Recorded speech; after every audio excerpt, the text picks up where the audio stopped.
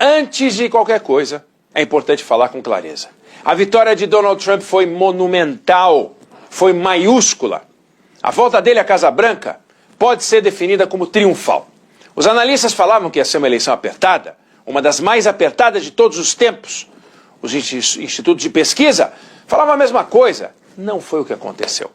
Donald Trump tinha sido derrotado na eleição passada e a verdade é que a gestão de Joe Biden não conseguiu se manter no poder, que é o que escreveu o jornal americano The New York Times, que apoiou a candidata democrata Kamala Harris.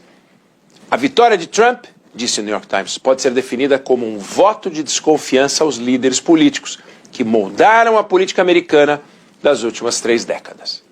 Se você gosta de história, Donald Trump passeou por 3 listas. Primeiro, a lista dos 9 presidentes americanos que cumpriram o primeiro mandato, disputaram a reeleição e perderam. Aí ele falava em voltar, muitos falam, mas parecia que ele ia ficar só nisso.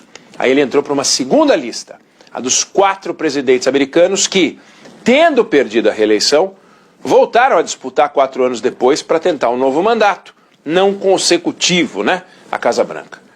Com as 34 condenações criminais que ele tinha, muita gente achava que ia ficar por aí, só que não.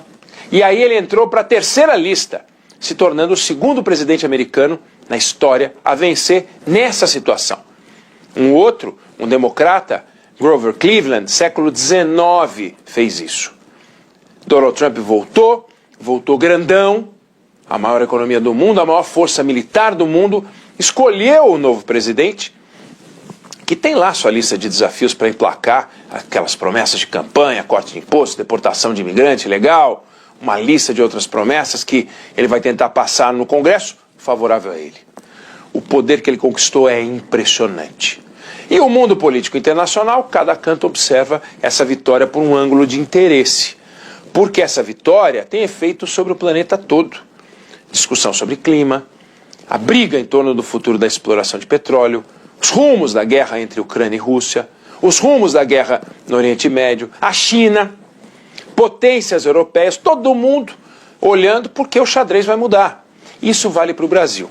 Não dá para a gente aqui ficar perdendo tempo com discussão pequena, envolvendo ideologia, esse papinho que ocupa o tempo das nossas lideranças e que irrita a sociedade. Basta olhar o que as urnas aqui disseram aqueles que ficaram discutindo quem é mais democrata, quem é menos democrata. A esquerda, que foi quem perdeu mais tempo com isso, tomou uma surra nas eleições municipais por aqui. E está aí por aí, catando cavaco sem saber o que fazer. E como país, a gente não pode perder tempo com análise rasa. Sabe assim? Ah, o Trump é exótico, o Trump é doido, o Trump é uma ameaça à democracia. A democracia mais poderosa do mundo fez uma escolha livre e colocou o Trump no poder. É com ele que os americanos querem seguir. E com ele que o Brasil vai conviver. Enquanto Trump promete mudanças radicais, aqui o que a gente tem? Um governo que não consegue nem fazer corte de gastos para tornar o nosso orçamento sustentável. O que a gente tem que fazer é lição de casa para tornar a nossa economia atraente num cenário em que o presidente americano promete cortar impostos e se tornar um país que vai correr atrás do capital de longo prazo. Se o Trump vai jogar a economia americana para frente ou não, problema dos americanos. O nosso desafio é jogar a economia do Brasil para frente.